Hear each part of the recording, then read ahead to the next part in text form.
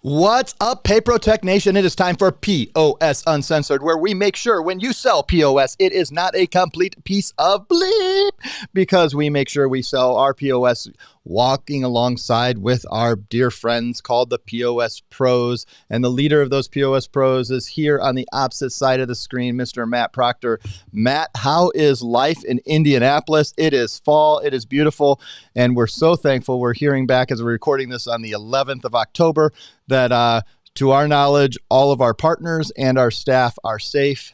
Little bit of stuff going on in Florida this week, but we're so thankful for that. Brian and Luke and some of our partners, some damage, but not any injuries, and everybody's able to get back in. Still waiting on some power, I know.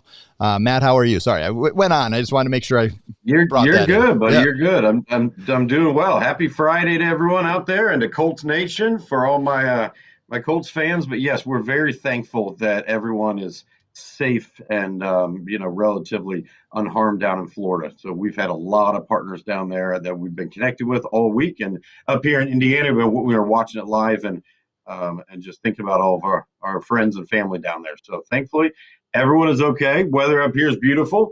We're rocking and rolling and getting ready for the holiday season coming up. I know. Can you believe it? I know. Pumpkin spice everything. All right, so here's what we're going to roll with. I went through, we are talking retail POS. We have gone through Greta POS. It was a great introduction. Lots of you have watched that video. We talked about a reintroduction to retail cloud and some of the opportunities there. Just last week, we talked about Corona POS, and we didn't have a Corona. We talked about Corona POS, and we now are just going to have general conversation about retail POS. And what I did was, Matt, I went to I actually use Claude, which is a AI bot that I've been testing out and testing some things. If you're not using AI, you're missing out. And I said, I'm gonna interview Matt Proctor about point of sale. He's a specialist. It says I have some questions, but my first question, I'm not going to ask all these because I've already highlighted, but I did highlight one because I thought it was one of the funniest questions that it came up with, because I said I wanted to ask some questions about the difference between selling to hospitality and retail. And this question I'm going to ask you, Matt, just make sure you didn't know I didn't come up with this one. Can you discuss the concept of tableside ordering in hospitality and how it translates in retail environments, if at all? I thought that was an interesting question, so we're starting with that one. I was like, Matt, can you come up with how tableside ordering what the equivalent on the retail side is? Is there a parallel? There All actually right. is. In retail, we call it a line buster, and we're coming up to that time of the year where we're going to be selling a lot of these. And really, it just comes down to mobility. That's why the hospitality wants that. They want to speed up their orders. They want to be able to get more people through, more table turns, things like that. It actually translates really well with retail. And we sell a lot of liquor stores, tons of liquor stores throughout this country. And when it comes time for the holiday season, I'm talking Black Friday, we got Thanksgiving, we got Hanukkah, Christmas, everything coming up. They get extremely busy where I can walk into my local liquor store and there'll be 10 to 15 people deep waiting in line to check out. So being able to utilize a handheld unit like we featured with Retail Cloud is huge. So they can actually walk around the counter and go use that scan with an A920 Pro, take a card payment right there. So they announce, hey, anyone paying card only, I got you right here. And use that mobile and be out and about to be able to take those payments. So in my opinion, that is a parallel, and that really helps in the retail environment. Now, obviously, if it's a smaller mom and pop shop, no, they're not going to need something like that. But these busy environment, stores in the holiday season, they really need mobility, and a line buster is huge. I love it. So, You did a great job handling the first question from that the AI is going to have. You'll see how you do on the second one here. And this I is a feel little like more these are only going to broad. get harder. We'll see. We'll see how crazy I go today.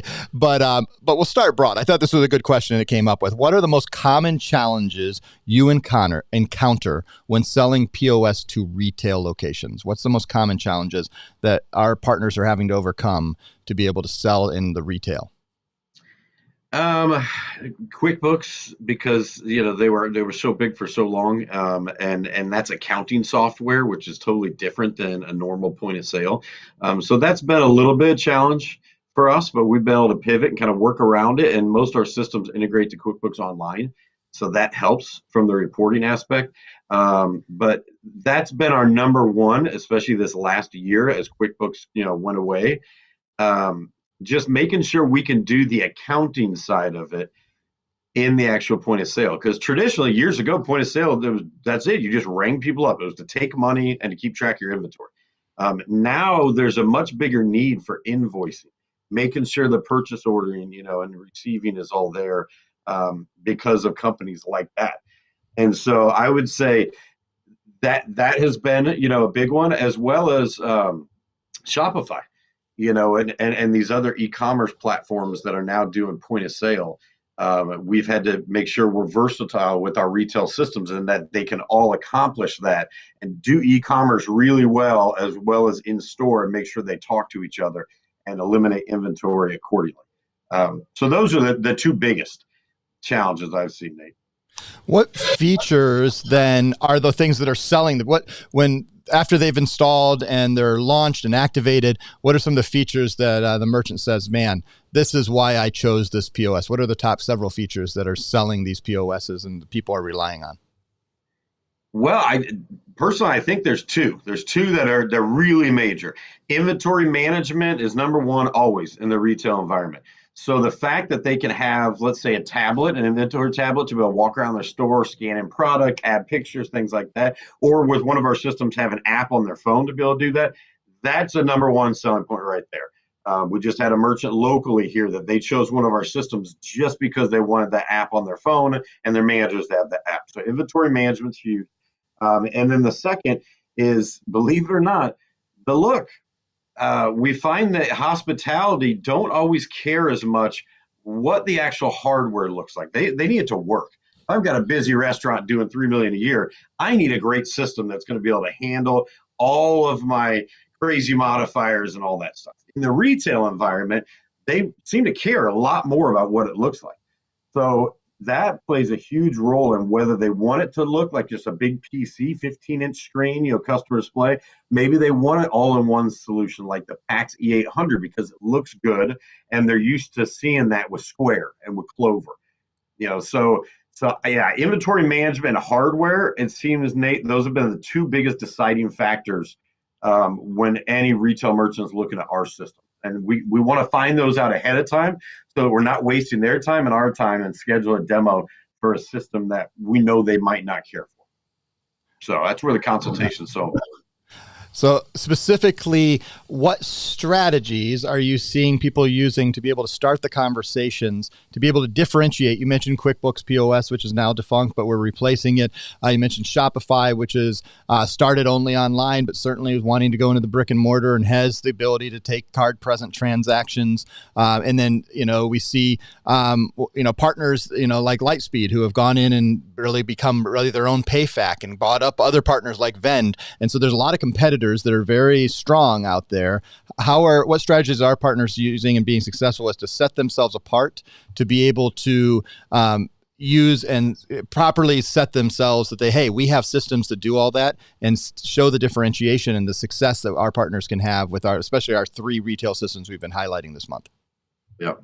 And that's a big deciding factor, Nate. You just hit the nail on the head. The fact that our partners can walk in the door and start to have that conversation. I don't care what they're using. If it's a small Square or Clover, or if it's a full-blown Lightspeed or NCR Counterpoint, the fact that you can walk in the door and say, I've got multiple point of sale systems that are phenomenal for retail, and it really just depends on what you, Mr. and Mrs. Merchant, need it to do. Can we get our point of sale team involved? Because every other person that's walking in there has one system and one system only, and they're trying to push that down their throats.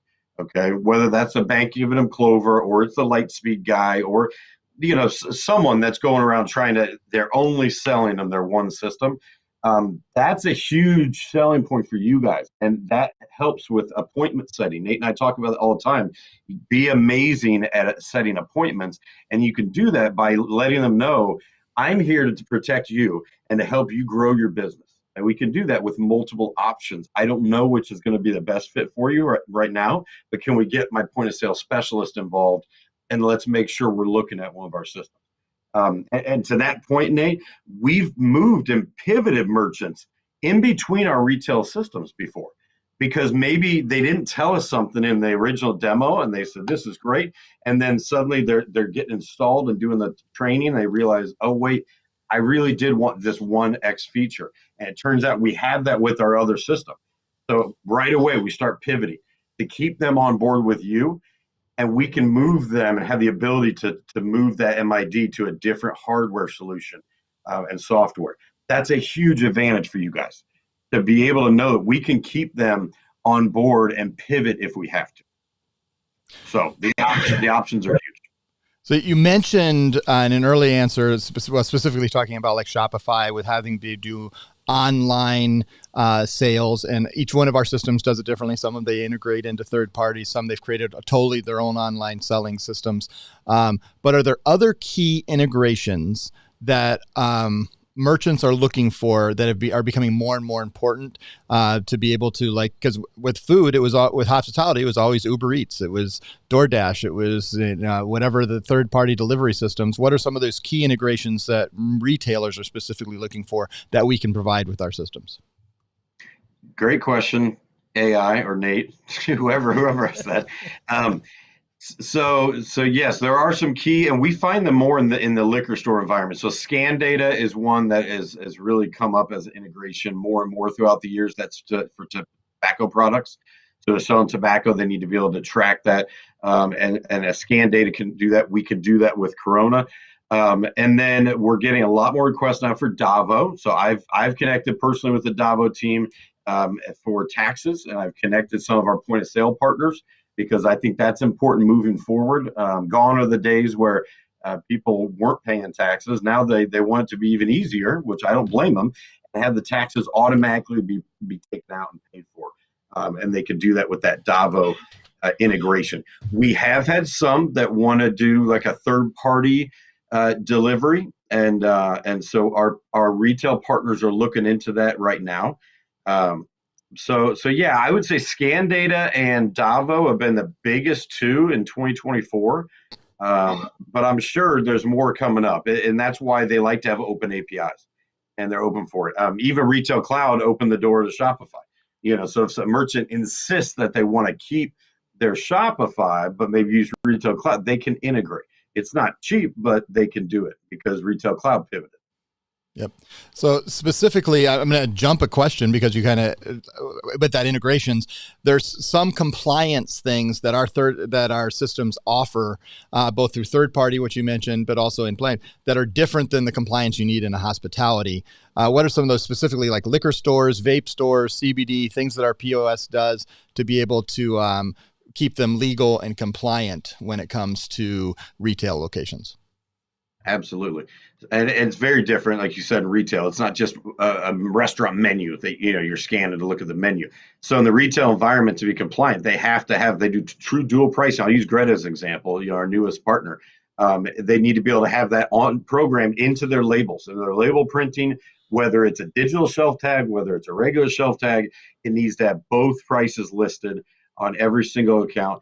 It also needs to be programmed on the customer facing display. This is why I had a meeting with Corona about yesterday about getting that finalized and making sure they could do true dual pricing and have it on the customer display, where you don't have a customer display in a normal restaurant environment unless it's quick service. So it has to be across the board, where everywhere they look, it's not just signage. They see it when they're ringing them up. They see dual pricing down to the individual level as well as on the shelf. And so that's something that differs very much from the hospitality. Because if I have a Chipotle, I don't need that. And the hospitality can get away with some of these things where it just needs to be on the receipt and be able to be rung up correctly. So retail, I think, is a little more strict about that. And we have to have our partners that can do it the right way. All right, now let's talk specifically about CRM and loyalty. I'm going to kind of tie those together. Customer relationship management software built into the POS, and then the ability to do loyalty on hospitality. In fact, I just saw it seconds ago before we started hitting going live. I saw that I got Java House told me I could get 50% off today on a drink if I go over there, and I may go there. It may actually get me out of my house, and maybe I'll drive and get that 50% off drink because I get that loyalty from them.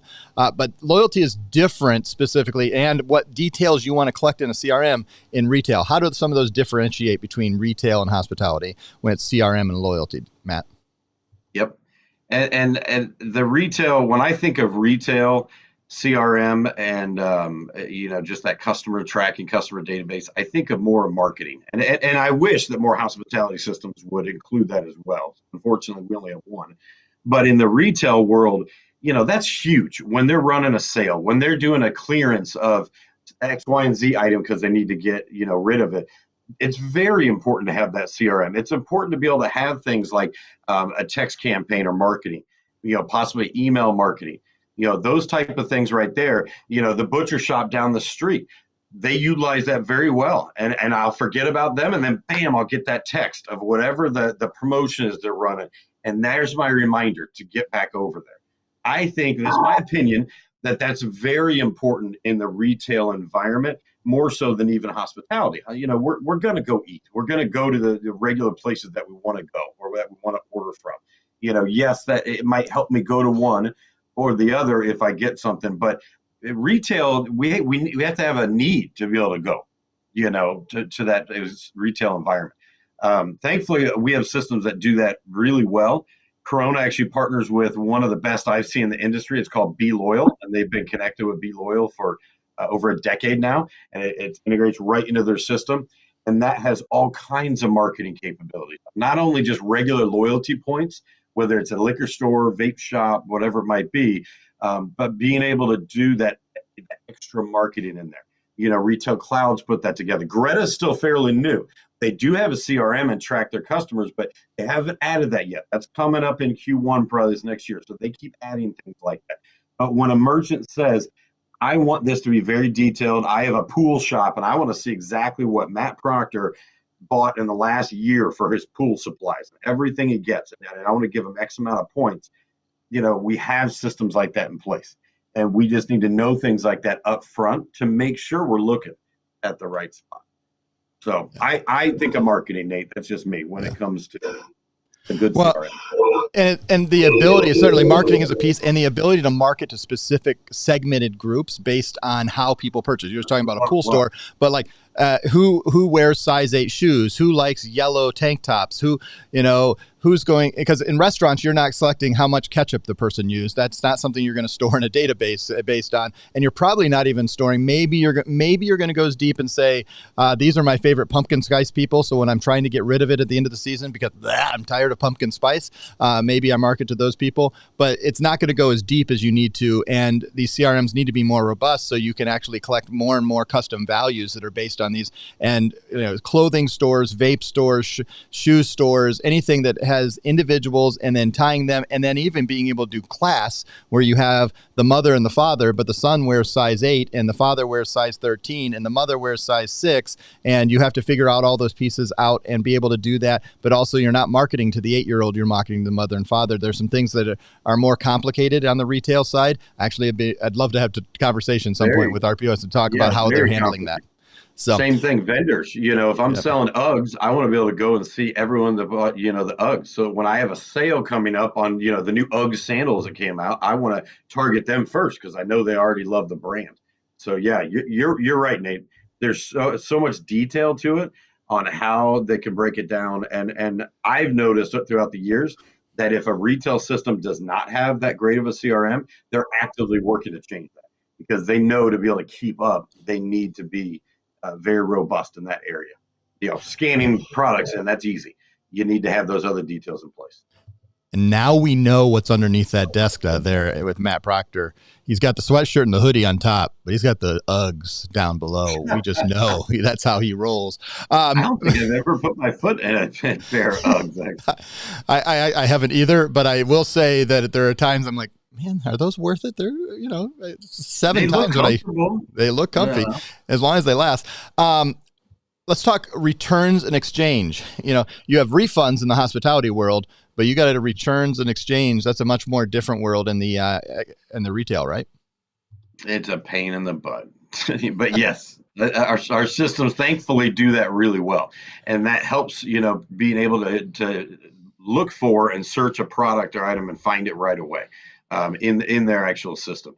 But returns, exchanges, EBT, that's something else we haven't even discussed yet, but making sure they handle EBT really well and can separate those products that are EBT worthy compared to not. Our systems do that really well. But being able to do that right there at the transaction level is the most important thing, with retail. You don't want to have to call and be on hold, on the credit card side, the processing side, just trying to get a refund to be able to take place. So on our end, on the retail side, it's nice that they can handle that right in store. And the key is the search to be able to find it, because some people don't have the receipt, or they, because if they have the receipt, that's easy. Sometimes you got to search by when they bought the product, how much it cost, when did it leave. It's a little more complicated on that side, on the retail. But yeah, our systems handle it really well. And it's a pain. That's but they know it. All right, so let's finish with this. How do you advise merchants and then really our partners? And this is a great question. That AI came. All these have been somewhat AI. I've kind of broved in. But how do you advise merchants to balance features, cost, and ease of use when selecting a POS? Because there is a balance. You're not going to get. There's no perfect POS out here. When you're selling to retail, they probably have. But they have even more unique features that are some are important to others than, but maybe they don't want to willing to pay for it. How do you balance that? The features, the cost, the ease of use, and maybe other values that they may be looking at. How do you help our partners and merchants try to figure out and make the right decision for them? Well, I can tell you from personal experience, and when I was out in the field, just like you guys were, and selling to retail and restaurants, I would actually simplify it for them, because it is kind of a loaded question. So I would tell them, give me your top three things. Let's just keep it at 3. On what 3 things do you think are the most important? And you'd be surprised by their answer. Some of them might say customer support. Period. I've had horrible support with X, Y, and Z systems. They can all ring people up, and I need great customer support. Second maybe is the customer database. And then third would be inventory management. So everyone is going to tell you 3 things different, but that really helps us on what to focus on. Okay. We know what the support's like for our systems. We know, which one's the best with inventory management support. So then our goal is, let's try to get one that no matter what, 2 of those 3 we're going to knock out of the park. And it can also do the third, because like Nate just said, They're all different in their own way. They're all going to be able to check off a certain amount of boxes, but none of them are going to check off every possible box you can ever think. Why Clover keeps adding 100 new apps every freaking year, because they can't do everything. Okay. So I find that the best strategy is when I'm talking to an owner, just to break it down into what would you say is your top three that you want to make sure it covers those. And sometimes inventory management is number one. Like, it needs to be great at this. It needs to be able to do invoicing really well. All right. And they might never even mention customer service. So that's my strategy. That's what I've used in the past. You guys are out there in the field, try it. It seemed to really work for me to have that conversation with them and be able to make sure then they know that you're concerned. You want to make sure you put them in the right system. And now they're looking at you as more of a consultant instead of just some sales guy that's there to sell me. You're actively wanting to help them fit their needs. That's why I say. And the beauty of it is you have the team, the POS pros walking alongside you, helping all of us. We're all getting better at selling these POS systems. We have great partners that we're always looking for new ones, but the strategic ones to help us. And in retail, we have this big three right now, the retail cloud, Corona, and Greta, that we believe can meet nearly every need that your retail institutions have. And we're looking for some others. But, as when it comes to retail, I would love to see, I was just looking at our numbers, and this is something that I think our partners need to hear. What is the most profitable merchants that are not, if we look at our base, we have merchants that are doing millions and millions a month, and they just set themselves apart with the profit. But the average SMBs in the U.S. that are just providing the greatest profit margin and the highest residual, thus then the highest growth for PayProTec, which helps us all out, liquor stores. And other retail, I think, are like that. We're just not targeting them when we look at our portfolio. So when you look at retail, if you want to learn something that's extremely profitable and quick to grow, if you can get them signed up, you've got to work on your sales pitch. And some of them are longer. Liquor stores, if you're doing inventory, there's challenges there. But working with the POS pros can help you grow your residual. And a year from now, if you add 10 liquor stores to your thing, man, you're going to see some major growth. And I'd love to see more than 10. But I'm just, individuals, offices, if you focus on liquor stores and other retail that are similar to that, great profitability. Matt, what were you going to say? I was going to say we're finding that as well with grocery, and that's one thing. As you and I really focused hard on Greta this last week, there's a lot of money there that we just have not tapped into, and we've already, with the merchants we've already boarded, they're all doing $250,000 to $400,000 a month. That now we can tap into that. So keep that in mind too, guys, where you might not have ever talked to that. The international grocery store or the convenience store because all the food and the deli counter. Please go after them now. There's great volume there and just great accounts, and they have no problem doing dual pricing. So yeah, that and liquor stores is just a great bread and butter.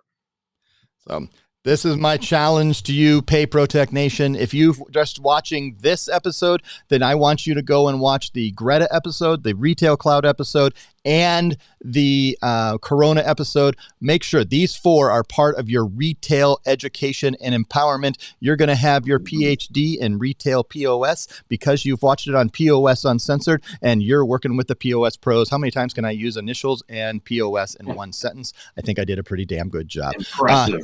So on behalf of Matt Proctor, I'm Nate Manahan. We'll be back with another POS Uncensored. I think we're talking about quick next week, but thank you for selling to retail. Thanks for watching live. For those who are watching live and those who are watching afterwards, hit that like and subscribe. That just helps us out a little bit, gives us a little bit of juice and reminds us that we're giving content that's important. And if you really want to make things go, email Matt at mattp@paymentshub.com. That's correct. Did I do that right? Yep.